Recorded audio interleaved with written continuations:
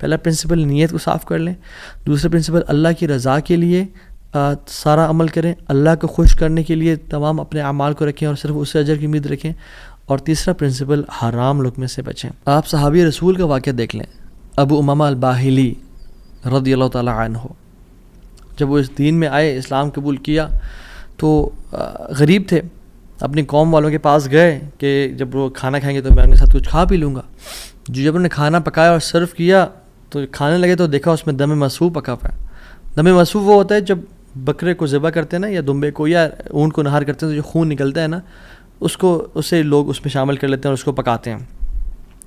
کچھ روایت میں تھا کہ وہ خنزیر بھی اس میں تھا, جو کہ دونوں حرام ہیں. تو انہوں نے شدید بھوک کی حالت میں سے ہاتھ بڑھایا اور دیکھا دم مسفوح تو اس کو چھوڑ دیا اور کہا یہ ناجائز اور حرام ہے. تو قوم والوں نے کہا تمہیں بڑا حرام حلال کی پرواہ, تم کون, تمہیں کیا ہوا؟ کہتے کہ میں ایمان لے کے آ گیا ہوں اللہ تعالیٰ پہ اور اللہ کے نبی صلی اللہ علیہ وسلم پہ, میں اسلام ہو گیا ہوں, میں نے اسلام قبول کر لیا اور میں مسلمان ہو گیا ہوں. تو انہوں نے کہا کہ اچھا ٹھیک ہے, بڑے تم آئے ہو نیک, جیسے آج کل کے لوگ کہتے ہیں نا تم بڑے مولوی ہو گئے ہو. تو نہیں کہا کہ تم بڑے مولوی ہو گئے ہو, تو تمہیں تمہارا دین مبارک ہو, بہرحال یہی کھانا تو یہ, تم نے کھانا تو کھاؤ, نہیں کھانا تو نکل جاؤ یہاں سے. وہ چلے گئے, دور جا کے لیٹے, کہتے ہیں میں نے تھوڑی دیر کے لیے آنکھ لگائی اور بھوک کی شدید حالت تھی. تو جب میں نے حرام کا انکار کیا تھا, مجھے اللہ رب العالمین سے امید تھی, اس قادر قدیر سے امید تھی. آنکھیں میں نے کھولی تو میں نے دیکھا ایک پیالہ پڑا ہوا ہے. اس کو جب میں نے دیکھا تو اس میں دودھ ہے, اور کہتے ہیں میں نے اس کو پیا بسم اللہ پڑھ کے.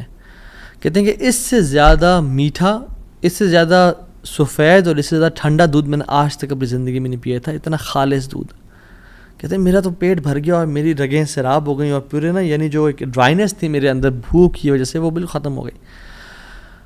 کچھ دیر بعد قوم کے لوگ آئے اور کھانا لے کے آ گئے کہ ابو ماما تو ہمارے قوم کا ہے, تو ہمارے برادری کا ہے, چلیے کھانا کھا لیں. تو انہوں نے کہا کہ میں حرام نہیں کھاتا اور مجھے میرے رب نے پلا دیا دودھ. تو انہوں نے کہا کہ ابو ماما تو نے ایک تو پہلے دین کو چینج کیا, پھر تو بس جھوٹ بولنے شروع ہو گیا ہے, کیا مسئلہ ہے تیرے ساتھ, کوئی مسئلہ ہے؟ تو انہوں نے کہا نہیں میں جھوٹ نہیں بول رہا, میں اسلام قبول میں نے کیا, اور میرے رب نے مجھے جس رب پہ میں ایمان لے کے آیا ہوں, جس قادر پہ میں ایمان لے کے آیا ہوں, جس مقتدر پہ میرا بلیف ہے, اس نے مجھے دودھ پلایا اپنی طرف سے. وہ کہتے ہیں کہ تم جھوٹ بول رہے ہو. تو خیر ان میں سے جو ایک شخص تھا وہ آگے بڑھا اور ان کی شرٹ کو اوپر کیا اور ان کے اسٹمک کو دیکھا کہ کیا یہ فل ایمٹی ہے یا اس میں کچھ ہے. تو نہیں, وہ شاک ٹو ریئلائز کہ اٹ واز فل. اور جب ان کی انگلیوں کو دیکھا تو اس میں ان کا ہوگا ٹیکنیک کوئی بھوک کو نوٹس کرنے کے لیے, تو کہ دیکھا انگلیاں فریش تھیں, تر و تازہ تھیں. وہ بڑے حیران ہو گئے اور انہوں نے کہا کہ یہ تو نے کیا کیا, یہ کیسے ہوا؟ تو انہوں نے کہا کہ جس رب پہ میں مان لے کے آیا ہوں نا, اور میں نے حرام کے لقمے کا انکار کیا ہے, اس رب نے مجھے دودھ پلایا ہے.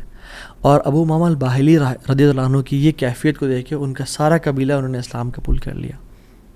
تو اگر ہم حرام کا انکار کرتے ہیں اپنی زندگی میں, we make it a point کہ حرام لقمہ ہم نے نہیں کھانا, تو اللہ تعالیٰ کس طرح سے اپنی قدرت کے مناظر ہمیں دکھائیں گے. دیکھیں, حرام بھی ہم کمائیں اور پھر بھی اللہ سے امید کریں کہ اللہ قدرت کے مناظر دکھائے, جھوٹ بھی بولیں, 500 کے پیچھے, 1000 روپے کے پیچھے جھوٹ بولیں, یہ کہیں لوگوں کو جی دیکھیں میری تو پہنچ یہ 1000 روپیز ہے, اور حالانکہ وہ پہنچ ہوتی ہے 500 کی یا 600 کی.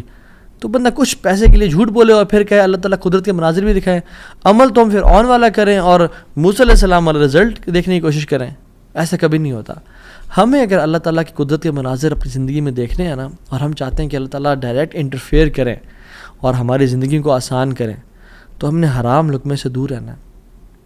کہہ دیں لوگوں کو کہ نہیں کریں گے ہم بینک کی جاب, نہیں کھائیں گے ہم سود, نہیں بولیں گے ہم جھوٹ, ہاں بھوکے مر جائیں گے لیکن ہم گناہ نہیں کریں گے, ہم جھوٹ, ہم حرام لقمہ نہیں کھائیں گے.